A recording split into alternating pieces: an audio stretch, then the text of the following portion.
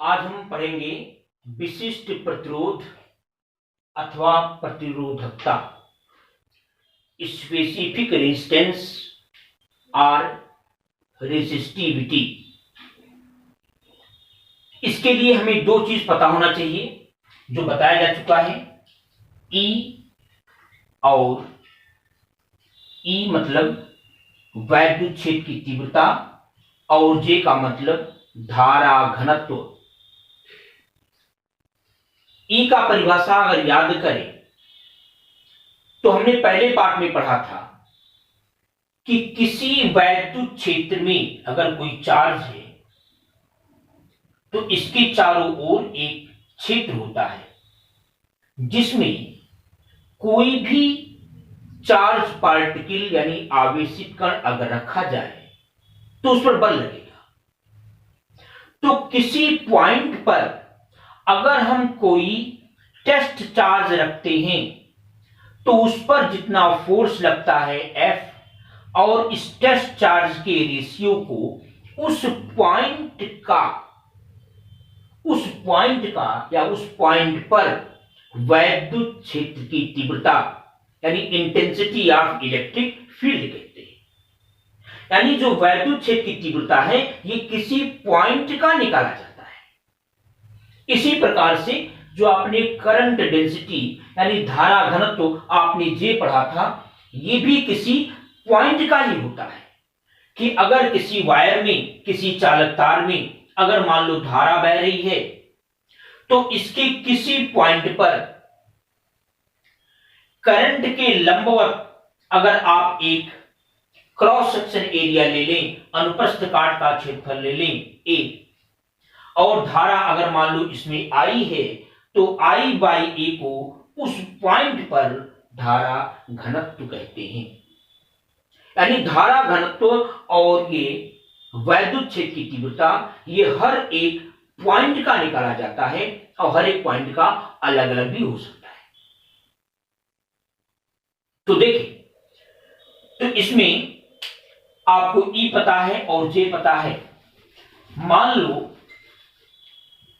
कोई वायर है, इसमें अगर धारा बह रही है I,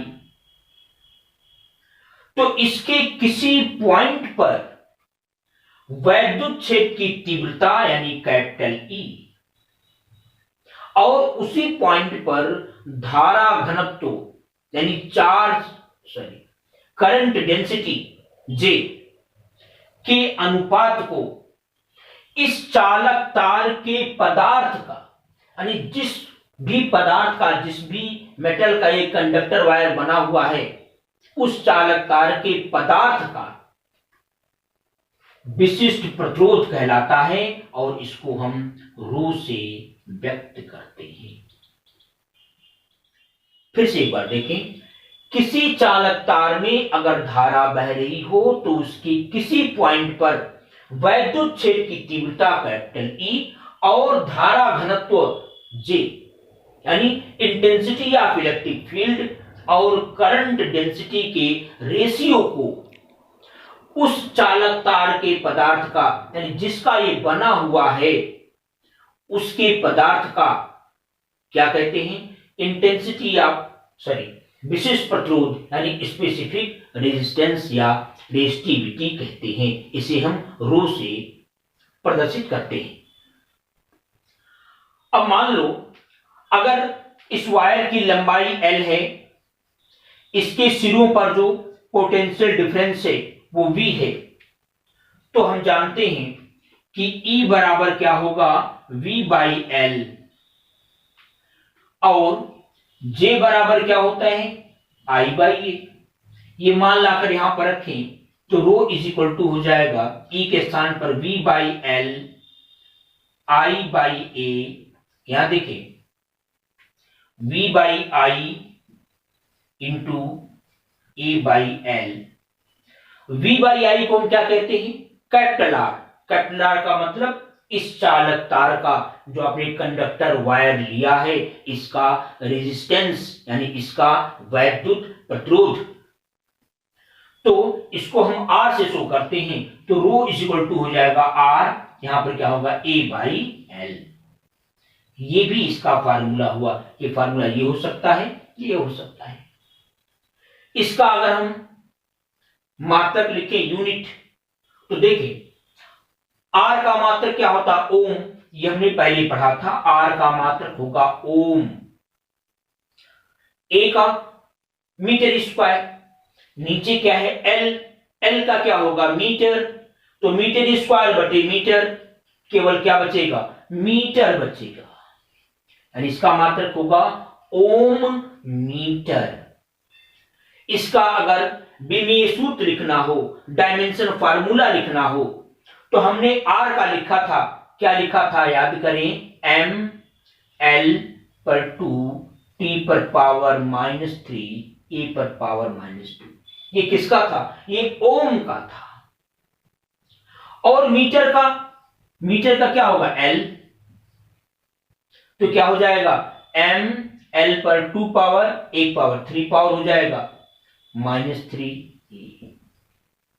ये इसका डायमेंशन फार्मूला यानी विमीय सूत्र हुआ। अब हम चलते हैं नेक्स्ट रीडिंग पर, विशिष्ट चालकता। लेकिन एक चीज और भी देख लें, इसको एक रूप में और भी लिख सकते हैं।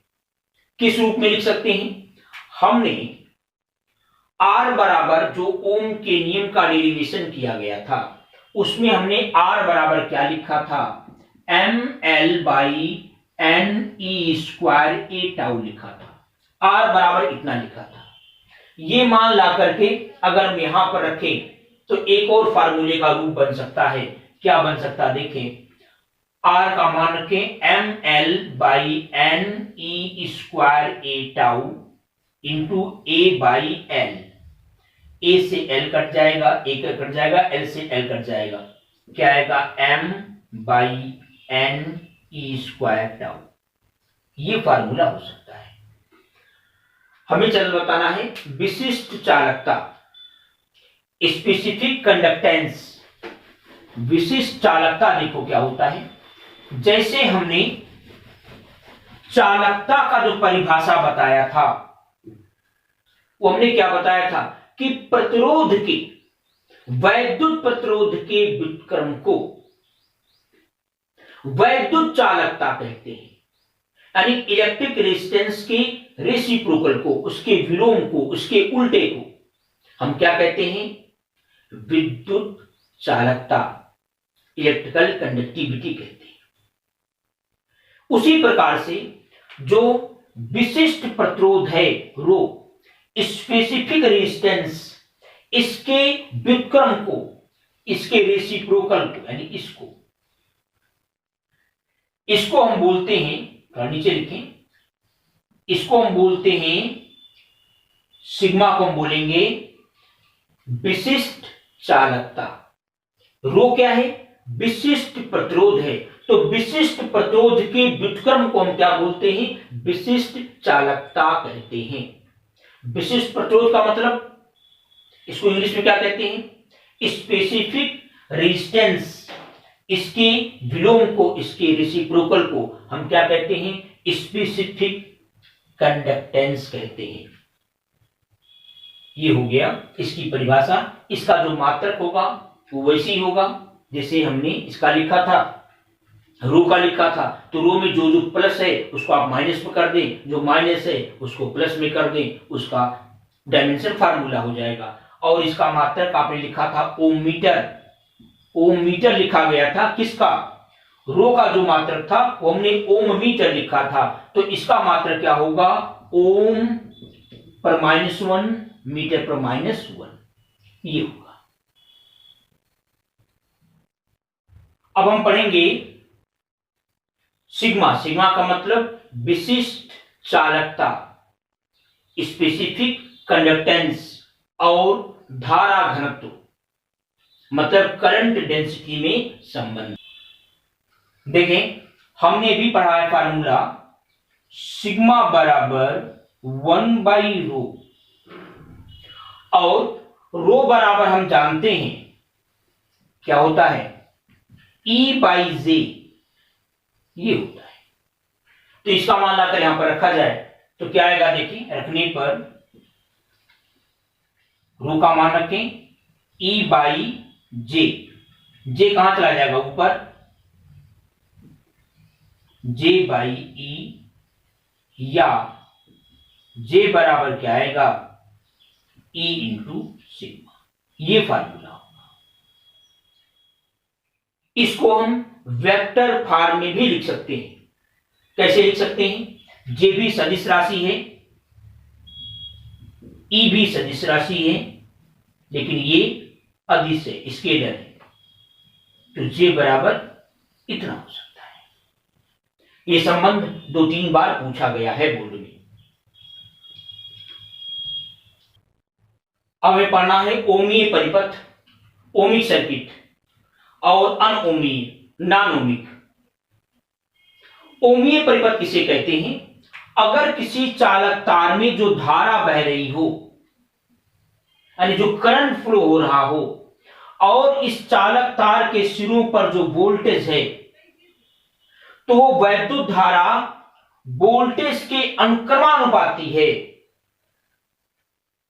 यानी आई वी के डायरेक्टली प्रोपोर्शनल है, तब हम उस सर्किट को ओमिक सर्किट यानी ओमीय परिपथ कहते हैं। फिर से सुनिए, यदि किसी सर्किट में कोई सर्किट है, फिर से देख लें इसे, ये है, आपने इसको इसे जोड़ रखा है,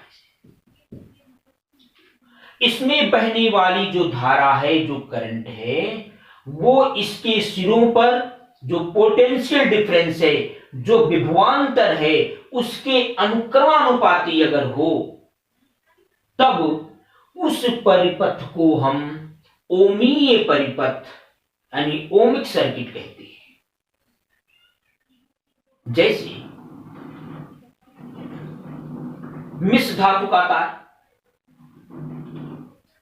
मिश्र धातु का तार आप जानते हैं, अगर आप कुछ समय के लिए धारा का प्रवाह करें तो तार गर्म नहीं होगा, और जब गर्म नहीं होगा तो उसकी भौतिक अवस्था में बदलाव नहीं होगा।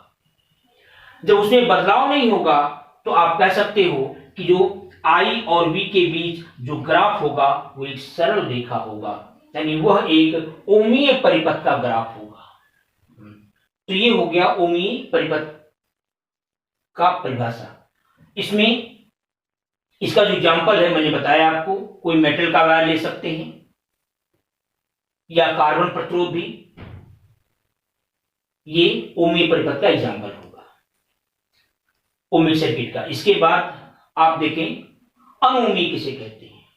अनोमीय का मतलब जो ओम के नियम का पालन न करे वो अनोमीय कहलाएगा, यानी जिसमें बहने वाली धारा और चालक तार के सिरों का जो विभवांतर है, जो पोटेंशियल डिफरेंस है, ये इसमें डायरेक्टली प्रोपोर्शनल का संबंध ना हो, अनुक्रमानुपाती का संबंध ना हो, तब हम उस परिपथ को अनओमीय परिपथ कहते हैं, नॉन ओमिक सर्किट कहते हैं। और उसमें बहने वाली जो धारा है उसको हम अनओमीय धारा, नॉन ओमिक करंट कहते हैं। इसमें जब ग्राफ आप खींचोगे तो ग्राफ सीधी रेखा प्राप्त नहीं होगी, बल्कि इस तरह से होगी, कर्व के रूप में होगी। इसका एग्जाम्पल क्या हो सकता है, जैसे टार्च का बल्ब, जैसे आपने ऑन किया, जो बल्ब का टंगस्टन होता है, जो तंतु होता है, जो टंगस्टन धातु का बना होता है, वो बहुत जल्दी गर्म हो जाता है, और जब गर्म हो जाता है तो उसकी भौतिक अवस्था नियत नहीं रहती, और जब नहीं रहती तो आपने पढ़ा है कि अगर भौतिक अवस्था नियत ना हो तो ओम के नियम का पालन नहीं होता, यानी V और I में अनुक्रमानुपाती का संबंध नहीं होता। तो जो टार्च का बल्ब है वो अनओमीय परिपथ का एग्जाम्पल होगा। अब इसके बाद नेक्स्ट रीडिंग पर चलते हैं। अब देखें गत्यात्मक प्रतिरोध, डायनामिक रेजिस्टेंस क्या होता है। डायनामिक रेजिस्टेंस उसमें लिया जाता है जो अनओमीय हो, नॉन ओमिक सर्किट हो। अनओमीय परिपथ में अभी मैंने बताया कि अगर आप एक ग्राफ खींचते हो I और V के बीच तो सीधी रेखा नहीं प्राप्त होती, वैसे कर्व प्राप्त होता है। तो इस कर्व के किसी कहीं पर 2 पॉइंट हम ले लें। देखें इन दोनों पॉइंट के बीच अगर हम देखें पोटेंशियल डिफरेंस कितना है, तो क्या होगा, ये AC के बराबर। यहां पर पोटेंशियल इतना है, C पर इतना है, तो A व C के बीच का पोटेंशियल डिफरेंस यानी विभवांतर कितना होगा, A से C तक, ये दो। और इस वोल्टेज के संगत अगर हम देखें करंट में कितना परिवर्तन आ रहा है, तो देखें A पर करंट की वैल्यू इतनी है, ये जो हाइट है ये इतनी करंट है A पर, और B पर इतनी करंट है, ये इतनी ऊंचाई के बराबर इतना करंट है। तो A से B पर जाने पर करंट में कितना चेंज हुआ, करंट में जो चेंज हुआ वो किसके बराबर हुआ, BC के बराबर। इसको हम कहेंगे डेल्टा I। तो देखें डेल्टा V, आपको पता है कि V और I का जो रेशियो होता है उसी को हम रेजिस्टेंस कहते हैं। तो यहां पर हम कोई 2 पॉइंट ले लें, यानी इस VI के बीच जो ग्राफ खींचा गया है, इस ग्राफ का कोई खंड ले लें, कोई पार्ट ले लें, उस खंड में पोटेंशियल डिफरेंस यानी जो विभवांतर है उसके संगत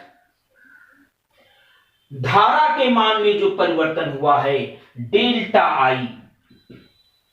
इसका मतलब देखिए डेल्टा V को क्या बोलेंगे, AC, इस ग्राफ से AC, डेल्टा I को क्या होगा, ये BC।